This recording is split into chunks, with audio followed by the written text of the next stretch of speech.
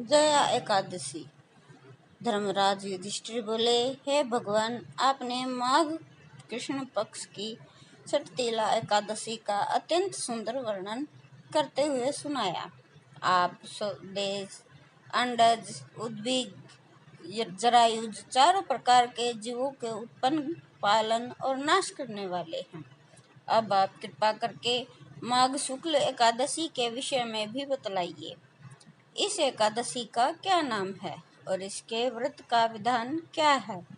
इसकी विधि और फल प्राप्त देव पूजन किस प्रकार किया जाता है? श्री कृष्ण कहने लगे, राजन, माघ शुक्ल एकादशी के दिन आने वाली एकादशी को जया एकादशी के नाम से जाना जाता है। इसका व्रत करने से मनुष्य हत्या आदि पापों से छूटकर मोक्ष प्राप्त करता है और इसके प्रभाव से भूत पिशाच आदि योनियों से मुक्ति हो जाती है। इस व्रत को विधि पूर्वक करना चाहिए। अब तुमसे पद्म पुराण में वर्णित इस कथा की महिमा सुनाता हूँ। यह एकादशी व्रत कथा। देवराज इंद्र स्वर्ग में राज करते थे और अन्य सब देवगण सुखपूर्वक स्वर्ग में रहते थे। एक समय इंद्र अपनी इच्छा अनुसार नंदनवन में अप्सराओं के साथ विहार कर रहे थे और गंधर्व गान कर रहे थे। उन गंधर्वों में प्रसिद्ध पुष्पदंत तथा उसकी कन्या पुष्पवती और चित्रसेन और उसकी स्त्री मालिनी भी उपस्थित थे। साथ ही मालिनी का पुत्र पुष्पवान और उसका पुत्र माल्यवान भी उपस्थित थे। पुष्पवती गंधर्व कन्या माल्यवान को देखकर उस पर मोहित हो गई और माल्यवान पर काम बाण चलाने लगी।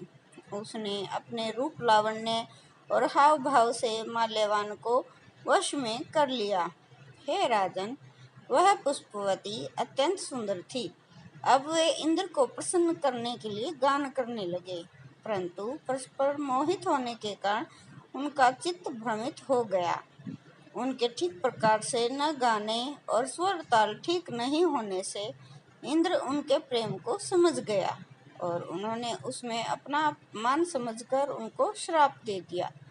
इंद्र ने कहा, हे मूर्खों, तुमने मेरी आज्ञा का उल्लंघन किया है, इसलिए तुम्हें धिक्कार है।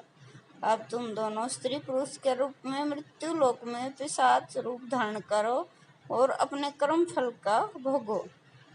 इंद्र का ऐसा श्राप सुनकर वे अत्यंत दुखी हुए और हिमालय पर्वत पर दुख पूर्वक अपना जीवन व्यतीत करने लगे। उन्हें गंध, रस और स्पर्श आदि का कुछ का भी ज्ञान नहीं था। वहां उनको बहुत दुख मिले। उन्हें एक क्षण के लिए भी निद्रा नहीं आती थी। उस जगह अत्यंत शीत था, इससे उनके रोंगटे खड़े रहते और मारे शीत के दांत बजते रहते। एक दिन पिशाच ने अपनी स्त्री से कहा, पिछले जन्म में हमें ऐसा कौन से पाप किए थे जिससे हमको यह दुखदायी पिशाच योनि प्राप्त हुई है। इस पिशाच योनि से तो नरक के दुख सहना अति उत्तम है, अतः हम सब प्रकार के पाप नहीं करने चाहिए। देवयोग से तभी माघ मास में शुक्ल पक्ष की जया नामक एकदशी आई। उस दिन उन्होंने कुछ भी भोजन नहीं किया एवं अच्छे अच्छे कार्य किए, केवल फल फूल खाकर ही दिन व्यतीत किया और सायंकाल के समय दुखी अवस्था में पीपल वृक्ष के नीचे बैठ गए। उस समय सूर्य भगवान अस्त हो रहे थे। उस रात को अत्यंत ठंड थी, इस कारण वे शीत के मारे अत्यंत दुखी होकर मृत के समान आपस में चिपटे पड़े रहे। उस रात्रि को निद्रा भी नहीं आई। जया एकादशी के उपवास और रात्रि जागरण के दूसरे दिन प्रभात होते ही उनकी पिशाच योनि से मुक्ति हो गई। अत्यंत सुंदर गंधर्व और अप्सरा की देह धारण कर सुंदर वस्त्र आभूषणों से अलंकृत होकर उन्होंने स्वर्गलोक को प्रस्थान किया। उस समय आकाश में देवता उनकी स्तुति करते हुए पुष्प वर्षा करने लगे। स्वर्गलोक में जाकर दोनों ने इंद्रराज को प्रणाम किया और देवराज इंद्र इनको पहले रूप में देखकर अत्यंत आश्चर्यचकित हुए एवं पूछने लगे कि तुमने यह पिशाच योनि से छुटकारा कैसे पाया, हमें सब बतलाइए।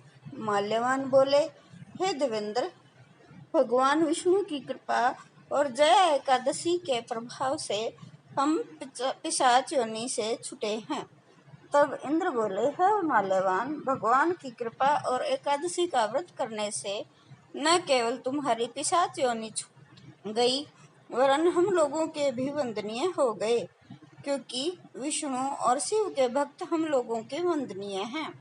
अतः आप धन्य हैं। आप पुष्पवती के साथ जाकर विहार करो। श्री कृष्ण कहने लगे, हे राजन युधिष्ठिर, इस जया एकादशी के व्रत से बुरी से बुरी योनि से भी मुक्ति मिल जाती है। जिस मनुष्य ने जया एकादशी का व्रत किया उसने मानो सब यज्ञ जप दान कर लिए। जो मनुष्य जया एकादशी का व्रत करते हैं वे अवश्य ही 1000 वर्ष तक स्वर्ग में वास करते हैं।